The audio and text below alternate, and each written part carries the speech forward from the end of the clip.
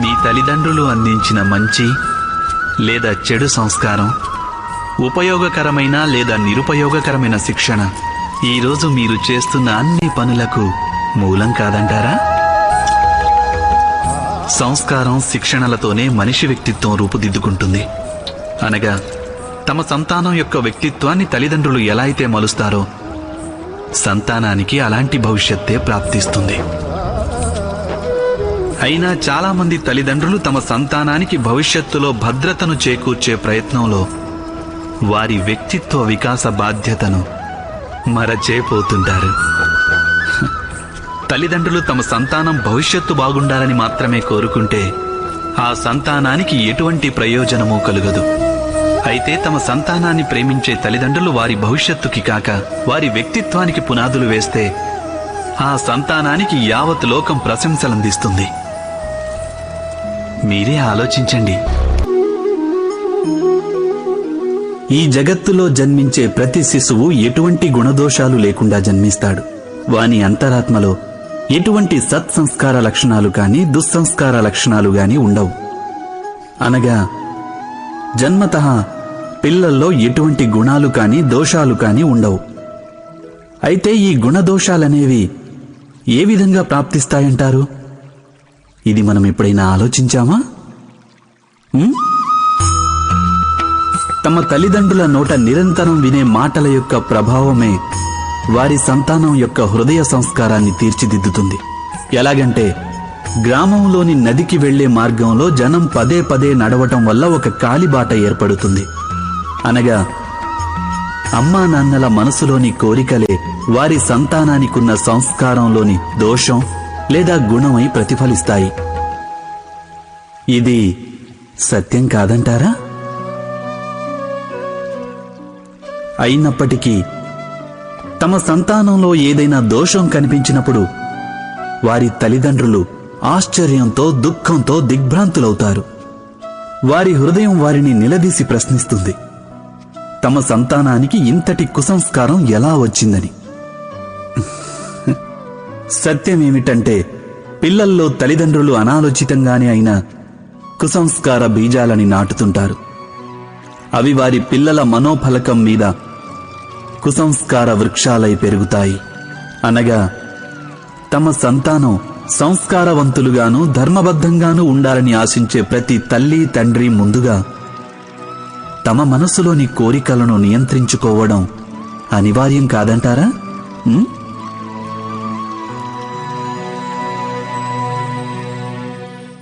ప్రతి తల్లి తండ్రి ఈ విషయం గురించి అవశ్యం ఆలోచించాలి. మానవ స్వభావం ఏమిటంటే తనకు, తన కుటుంబానికి, తన సంతానానికి ఎప్పుడూ సుఖమే దక్కాలన్న ఆరాటం ఉంటుంది. ఈ కారణంగానే మనం సదా శ్రమకు, కష్టానికి దూరంగా ఉండాలనుకుంటాం. మన సుఖాన్ని, సౌకర్యాల్ని పెంచుకునే ప్రయత్నం చేస్తుంటాం. మీరు మీ జీవితం గురించి ఆలోచించండి. ఇది సత్యం కాదంటారా? మనం మన సంతానానికి సదా సుఖ సౌకర్యాలు కల్పించాలని ఆలోచిస్తుంటాం. కానీ మీరెప్పుడైనా ఆలోచించారా? కేవలం సౌఖ్యం వలన ఏం ప్రయోజనం ఉంటుందని? కేవలం సుఖ సౌకర్యాల్ని పొందడం వలన వారి జీవితం ఎలా ఉంటుంది అని? శరీరం శ్రమించినప్పుడే ఎక్కువ ఆరోగ్యంగా ఉంటుంది.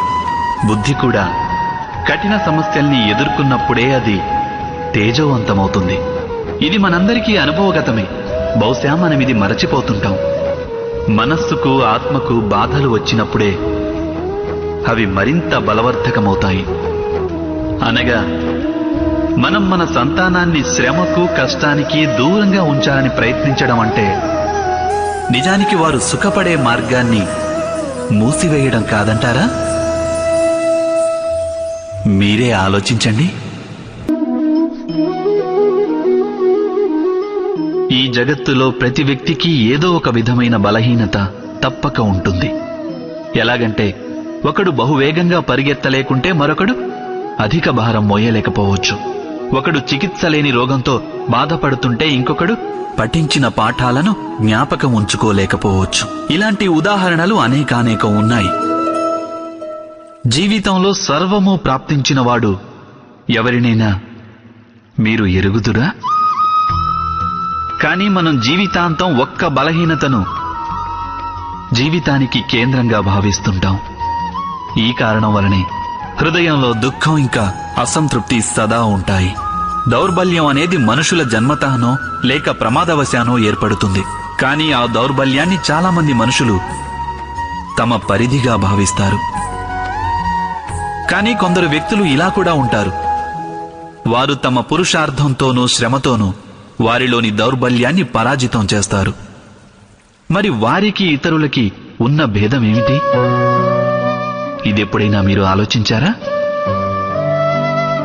దీనికి సమాధానం సరళమైందే.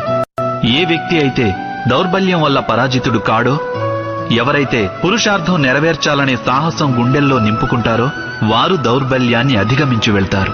అంటే దౌర్బల్యం అనేది ఆ ఈశ్వరదత్తమే. కాని పరిధులు ఏర్పరుచుకునేది మనుషుల మనసే. మీరే ఆలోచించండి.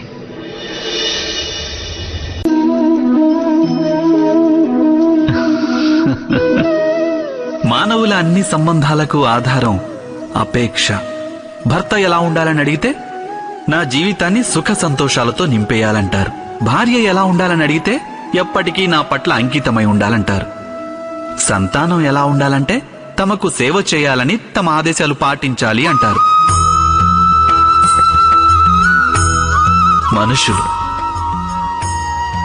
మనుషులు ఎవరిని బాగా ప్రేమిస్తారు అంటే తమ అపేక్షను పూర్తి చేసేవారిని. అయితే అపేక్షకు భంగం కలగడము మామూలే. ఎలా? ఎందుకంటే ఈ అపేక్ష మనుషుల మస్తిష్కంలో జన్మిస్తుంది. ఏ ఇతర వ్యక్తి వారి అపేక్షల గురించి తెలుసుకోలేకపోతాడు. పూర్తి చేయాలన్న తపన ఎంతగా ఉన్నప్పటికీ ఏ మనిషి ఇతరుల అపేక్షలను పూర్తి చేయలేకపోతాడు. ఇక అక్కడి నుంచే జన్మిస్తుంది సంఘర్షణ.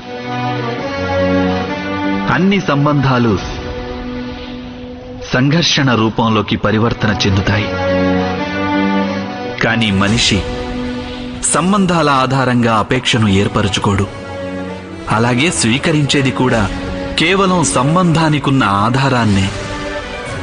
అయితే ఈ జీవితం స్వయంగా తనలో సుఖశాంతులను నింపుకోలేదా? మీరే ఆలోచించండి.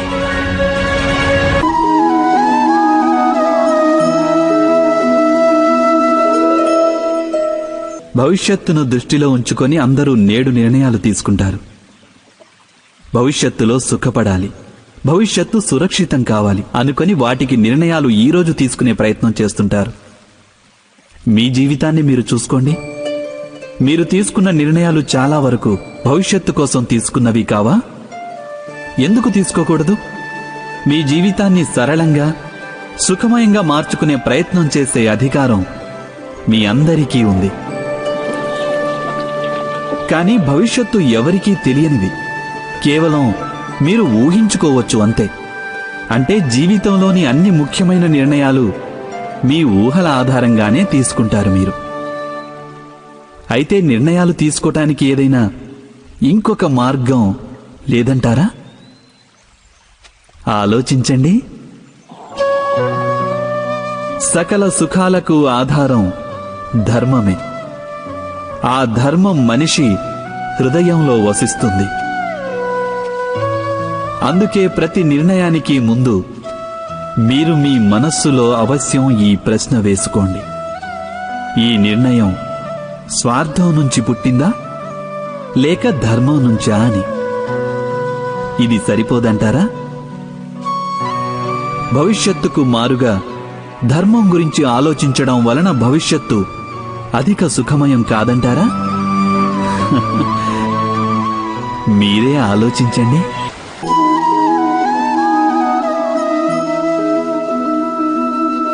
నిర్ణయాలు తీసుకునే క్షణాన మనం సాధారణంగా ఇంకొకరి సలహా, సూచన, బుద్ధి లేదా సానుభూతి మీద ఆధారపడుతూ ఉంటాం. అలాగే మన భవిష్యత్ జీవితం మనం ఈరోజు తీసుకునే నిర్ణయంపై ఆధారపడి ఉంటుంది.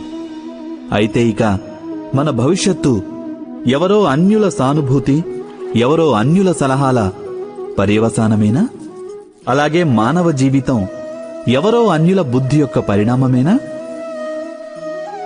ఈ విషయం మనం ఎప్పుడైనా ఆలోచించామా? ఇది మనందరికీ తెలిసిందే కదా. ఒకే పరిస్థితిలో వేరువేరు వ్యక్తులు వేర్వేరుగా ఆలోచిస్తుంటారు. దేవాలయంలో నిలబడ్డ భక్తుడు దానం చెయ్యాలనుకుంటాడు. కానీ ఒక దొంగ అవకాశం దొరికితే దేవుడి నగలు దొంగిలించాలి అనుకుంటాడు.